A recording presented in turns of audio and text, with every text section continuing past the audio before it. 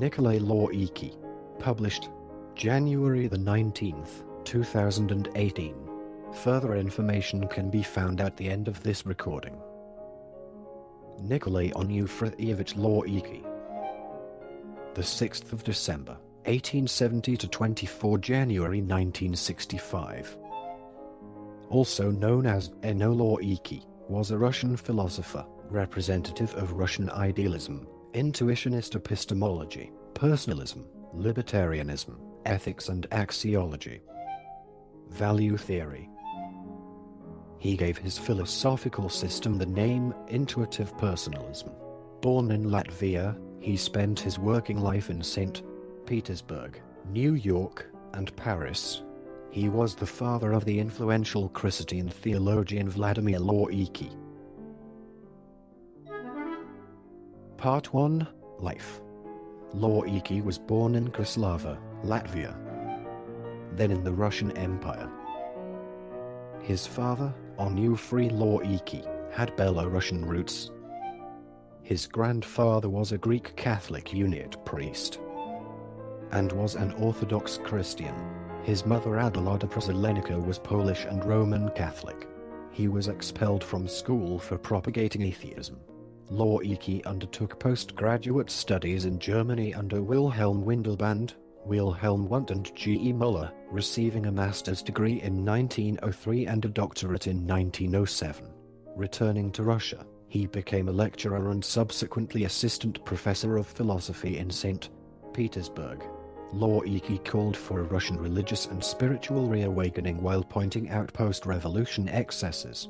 At the same time, Lossky survived an elevator accident that nearly killed him, which caused him to turn back to the Russian Orthodox Church under the direction of Father Pavel Florinsky. These criticisms and conversion cost Lossky his professorship of philosophy and led to his exile abroad, on the famed philosopher's ship. In 1922, from the Soviet Union as a counter-revolutionary, Lossky was invited to Prague by Tomas Masaryk and became professor at the Russian University of Prague at Bratislava, in Czechoslovakia.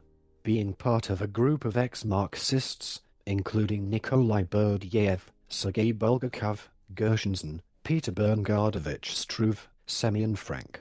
Lossky, though a Fabian socialist, contributed to the group's symposium named or signposts. He also helped the Harvard sociologist Peter M. Sorokin with his Social and Cultural Dynamics. In 1947, Lossky took a position teaching theology at St. Vladimir's Orthodox Theological Seminary, an Orthodox Christian seminary in Crestwood, New York. In 1961, after the death of his famous son, theologian Vladimir Lossky, Eno Lossky went to France. The last 4 years of his life were spent in illness there. Part 2. Philosophy. Part 2. Philosophy. Chapter 1. Intuitivism and Slavophilism. Lossky was one of the preeminent Russian neo-idealists of his day. Lossky's or gnoseology is called intuitivist personalism and had in part adapted the Hegelian dialectical approach of first addressing a problem in thought in terms of its expression as a duality or dichotomy. Once the problem is expressed as a dichotomy, the two opposing ideas are fused in order to transcend the dichotomy. This transition is expressed in the concept of subenost, integrality or mystical communal union. Lossky also followed and developed his ontological and gnoseological interpretation of objective reality from Christian Neoplatonism based on the patristic fathers. This, along with Origen and the works of Russian mystics Kyrevsky and Khomyakov and the later works of V. Solovyov among many others. Understanding and comprehension coming from addressing an object, as though part of the external world, something that joins the consciousness of the perceiving subject directly. Gnosis, insight. Then becoming memory, intuitionism as the foundation of all noma or processes of consciousness. In that human consciousness comprehends the essence or noumena of an object and the object's external phenomenon, which are then assembled into a complete organic whole called experience. Much of an object's defining and understanding in consciousness is not derived discursively but rather intuitively or instinctively, as an object has no meaning outside of the whole of existence. Lossky summed up this concept in the term, all is immanent in all. As such, much of reality as uncreated or uncalled is irrational or random. See libertarianism below. And cannot be validated rationally. That is, freedom and love as energy are uncalled, uncreated. Therefore, consciousness in its interaction with reality operates not strictly as rational. Only partially. Much of consciousness operates intuitively. This is intuitively done by the nous. The nous, consciousness, or the focal point of the psyche as the organic connection to the object and therefore the material world as a whole. The psyche here is the sensory input from the physical body to the inner being, mind or consciousness. This interaction causing different levels of maturing consciousness over time. Reinterpretation.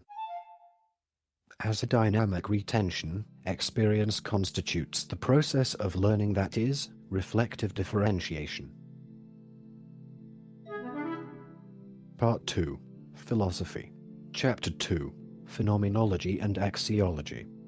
Consequently, the existence of objects cannot be completely expressed with logical words, nor validated with knowledge, due to objects having a supernatural essence or substance as their composition.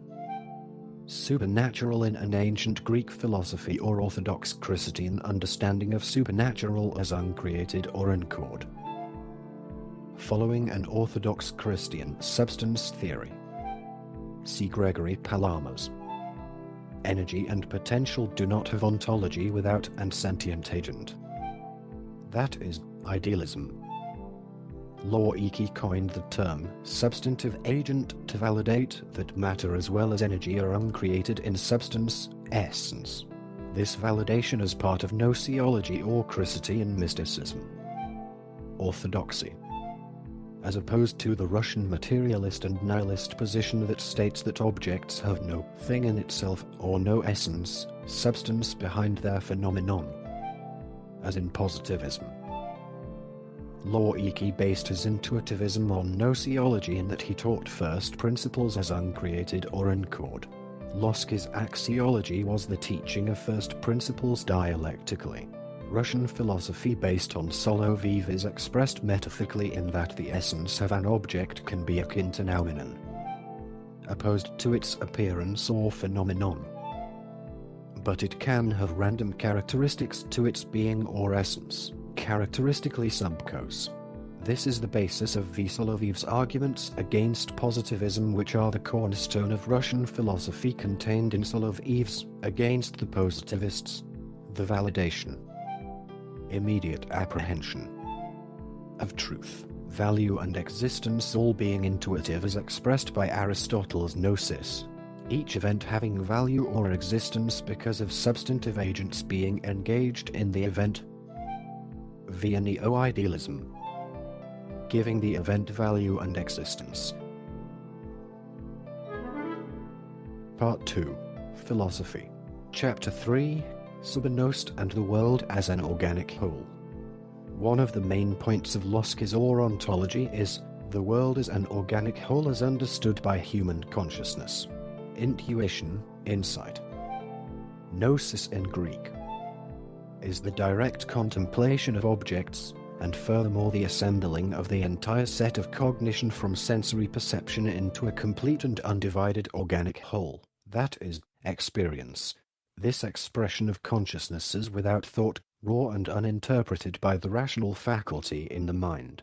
Thus the mind's dianoia, rational or logical faculty, in its deficiency, finiteness or inconclusiveness, due to logic's incompleteness, causes the perceived conflict between the objectivism, materialism, external world, and idealism, spiritual, inner experience. Forms of philosophy, where intuitive or instinctual reaction is without rational processing of the rational faculty of the mind. It is outside of comprehension via the dianoia faculty of the mind, consciousness. Nous. Intuition being analogous with instinctual consciousness. Intuition functions without rational or logical thought in its absorption of experience, called contemplation. Rational or logical thought via the dianoia of the nous then works in reflection as hindsight to organize experience into a comprehensible order, that is, ontology. The memory, knowledge derived from the rationalizing faculty of the mind is called epistemological knowledge, intuitive knowledge or gnosis, pre-processed knowledge or uninterpreted, then being made by the logical facility in the mind into history or memory, intuition rather than a rationalization. Also see Henri Bergson, whom influenced Lossky. Determining factor, it manifests as an integral factor of or during an actual conscious experience. Lossky's ontology being consistent with Leibniz optimism expressed as the best of all possible worlds, in contrast to the pessimism and nihilism of more pro-Western Russian philosophers. Lossky's work is also opposed to the pagan elements of the pagan philosophers that were an influence on his work, in that the logical faculty of the mind was only finite in a temporal sense and will eventually become infinite by theosis. As such, it seeks the infinite rather than opposes it. Lossky believed that philosophy would transcend its rational limits and manifest a mystical understanding of experience. This would include an understanding that encompasses the intuitive, irrational, philosophically, as done in stochastics, rather than the strictly pagan approach of a good deterministic force opposed to an evil irrational indeterminate force. This, of course, being the teaching of Christian faith as a philosophical principle, called free will, and intrinsic component to conscious existence, one that manifests sub nous in the transcending of the pagan dichotomy of reason versus superstition or determinism versus indeterminism. Part 2. Philosophy. Chapter 4. Knowledge and Memory. Once knowledge is abstracted from conscious experience, it becomes epistemological knowledge and is then stored in an ontological format in the mind. The format itself a priori. The manipulation of memory and or application of memory as knowledge is post-processed knowledge, that is, epistemology. Lossky's ontology as an agent's. The essence, expressed as being and or becoming, is possible as both the person transcends time and space while being closely connected with the whole world, while in this world. Much of Lossky's working out of an ontological theory of knowledge was done in collaboration with his close friend Simon L. Frank. Part 2. Philosophy. Chapter 5. Metaphysical Libertarianism. Lossky, as a metaphysical libertarian, taught that all people have uncreated energy. Aristotle, or potential. Plotinus. This being very much in line with the vitalism of his day, though Lossky did not strictly adhere to vitalism but rather to its predecessor monadology and its living forces. Dynamis. Theory. This is to contrast Leibniz' theory of monadology against Cartesian mind-body dualism. This as a rejection of vitalism in its dualism of mind and body being of different substances. For Lossky's substantive agents have potential, dynamis, and they can act. Beings have energy. From this potential, all power or potential comes from the individual. That spontaneous or organic reality structures or orders itself to reconcile opposing forces. Sub nous. Doing so while maintaining order and free will, each pole of existence, the created and uncreated of gnoseology, or opposing ideologies, reaching compromise through value and existence and manifesting in a complete organic whole. Sub nous. Second section, that selection is the agent's free act. Consequently, the temporal order of events is not uniform even in the inorganic nature. It is quite possible that although some two electrons have millions of times repulsed each other, they will not do so the next time. But functional connections between ideal forms conditioning the existence of the world as a system, for example, mathematical principles and the laws of the hierarchy of values and their significance for conduct conditioning the presence of meaning in the world are independent of the agent's will. Violation of these laws is unthinkable, but they do not destroy the agent's freedom, they merely create the possibility of activity as such and of its value. Those laws condition the cosmic structure within the framework of which there is freedom for an infinite variety of activities. The system of spatio-temporal and numerical forms provides room for activities that are opposed to one another in direction, value, and significance for the world. The absence of rigidly uniform connection between events does not make science impossible. It is sufficient for science that there should be more or less regular connection between events in time. The lower the agent's stage of development, the more uniform are their manifestations. In those cases there may be statistical laws. Many misunderstandings of the doctrine of free will are disposed of by distinguishing between formal and material freedom. Formal freedom means that in each given case an agent may refrain from some particular manifestation and replace it by another. That freedom is absolute and cannot be lost under any circumstance. Material freedom means the degree of creative power possessed by an agent, and finds expression in what he is capable of creating. It is unlimited in the kingdom of God, the members of which unanimously combine their forces for communal creativeness and even derive help from God's omnipotence. But agents outside the kingdom of God are in a state of spiritual deterioration and have very little material freedom, though their formal freedom is unimpaired. Life outside the kingdom of God is the result of the wrong use of free will. Lossky's argument that determinism cannot account for the cause of energy in the universe. Energy being a substance that cannot be created or destroyed. See the law of conservation of energy. Each agent accounting for their existence as their own dynamistic manifestation. Dynamistic manifestation as being that of act or energy derived from a Neoplatonic interpretation. First section, determinists deny freedom of the will on the ground that every event has a cause. They mean by causality the order of temporal sequence of one event after other events and the uniformity of that sequence. Causation, generation, creation and all other dynamic aspects of causality are ruled out. Lossky proves that the will is free, taking as his starting point the law of causality but defending a dynamistic interpretation of it. Every event arises not out of itself, but is created by someone. It cannot be created by other events. Having a temporal form, events fall away every instant into the realm of the past and have no creative power to generate the future. Only supertemporal substantival agents, that is, actual and potential personalities, are bearers of creative power. They create events as their own vital manifestations. According to the dynamistic interpretation of causality, it is necessary to distinguish among the conditions under which an event takes place the cause from the occasion of its happening. The cause is always the substantival agent himself as the bearer of creative power, and the other circumstances are merely occasions for its manifestations, which are neither forced nor predetermined by them.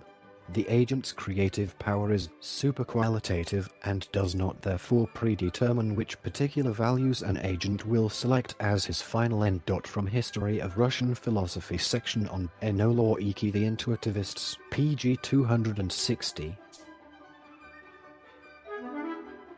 Part 3, Theology and Neoplatonism.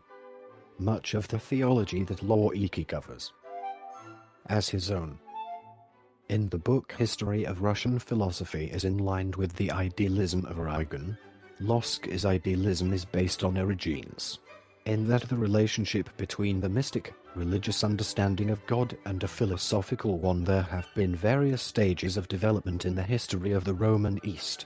The Nous mind, rational and intuitive understanding, In Greek, Christian philosophy is given the central role of understanding only when it is placed or reconciled with the heart or soul of the person.